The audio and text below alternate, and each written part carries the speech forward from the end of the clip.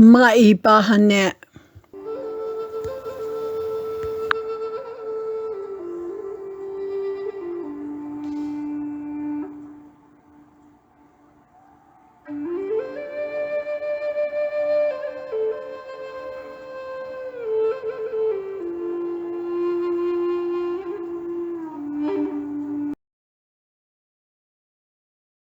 The Coyote Story, Maibahane. One day the coyote was out walking and he saw a bobcat sniffing at something. The coyote was hungry and thought there might be a meal to be shared. However, Bobcat was simply admiring a small barrel cactus. He sniffed at it and touched it ever so lightly and gently with his paw and said to himself, "I have never seen so small of a cactus, yet so protected with its sharp needles. I wonder how long it takes for it to grow as big as the others." As the coyote trotted up, he said, "Cousin Bobcat, what a nice surprise to see you. What are you holding under your hat? Can I see it?" "No, this is a rare bird and I can't let you see it. It might fly away," said the bobcat. The coyote said, "Please, please, cousin, let me see it. I will be very careful. I will not let it fly away." The bobcat told the coyote, "No, this is a rare bird and I cannot let you see it. It might fly away." The coyote pleaded, "Oh, please, please, cousin, let me see it. I will be very careful and I will not let it fly away." Once again, the bobcat told the coyote, "No, this is a rare bird and I cannot let you see it. It might fly away." The coyote crawled to the opposite side of the bobcat and begged really loud with his head cocked first to one side and then to the other, looking at the bobcat's eyes and then at the hat, saying, "Please, please, please, cousin, please let me see it. I will be very careful.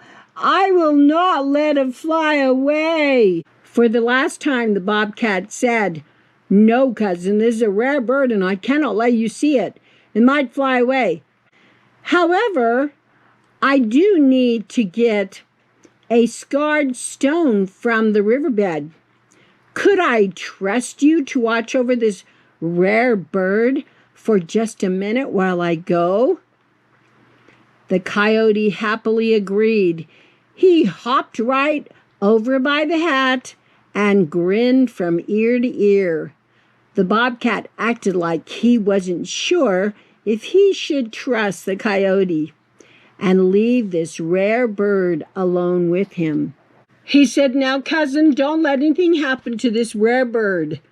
Don't even lift the hat enough to peek or the bird might get away. I will return shortly." "I promise I won't let anything happen to this rare bird," said the coyote.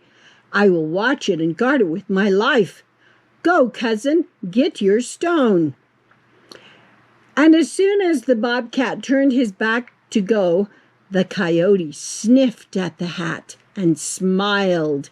He said to himself, It smells delicious.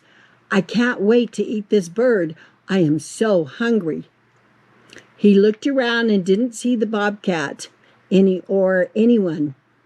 Then he lifted the edge of the hat with his nose and tried to peek in, but could not see anything. He let the edge of the hat drop quickly.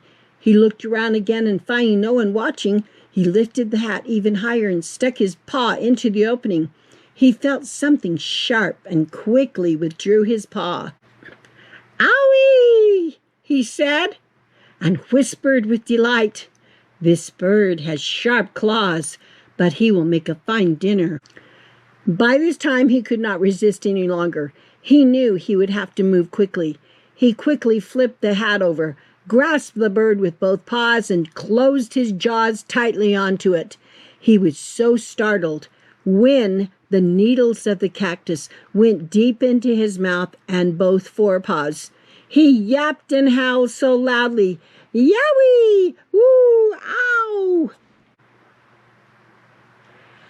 The bobcat, who was hiding behind a nearby bush, jumped out and scolded the coyote. "You should never cheat or lie, and because you did, you will have to suffer the consequences. Sadly, now you will starve to death." And the bobcat went away, minding his own business. So if you can see, here is the coyote, bad coyote, and he's got all of these cactus. Look at all those. And he's got the cactus needles here, here, here, all in his mouth because he thought he was smart. See, he ripped the hat off, and look what he did. He chomped into that cactus, and that was what the coyote does. He doesn't listen. He does things that he shouldn't do. Now, there are stories with strong morals and with moral messages. And this is what our ancestors taught and passed down to all of us. It truly has helped everyone in many situations of their life. And as we approach the holiday season, when our families are brought together, I hope we will take the time to really talk to each other and perpetuate the telling of traditional stories, such as this. Now, since we are talking about morals, the moral of the story is this: you should never cheat or lie. Because you did, you will have to suffer the consequences. So that is the moral of the story. And hopefully we will remember Bad Coyote and how he doesn't listen very often. And he's always causing trouble. The story of the coyote and the bobcat. And I hope you appreciate Grandma's sketching again. And notice here is Coyote walking to see what Bobcat was up to. And all he was doing is looking at the cactus. He was on top of the rock, and it would be a fun place. And to watch Coyote cause his own problems. This is the kind of stories we were told around the fire and in the hogan, and we would laugh, and we had so much fun. I mean, if you tell it in Navajo, oh my gosh, talk about, it would make you roll on the ground. It's just so funny. But when your grandmother taught it, and it was just hilarious. And then it was funny, and we'd be rolling around until the moral of the story would happen. And I'll tell you, Grandma had a straight face, and boy, we at that point really listened.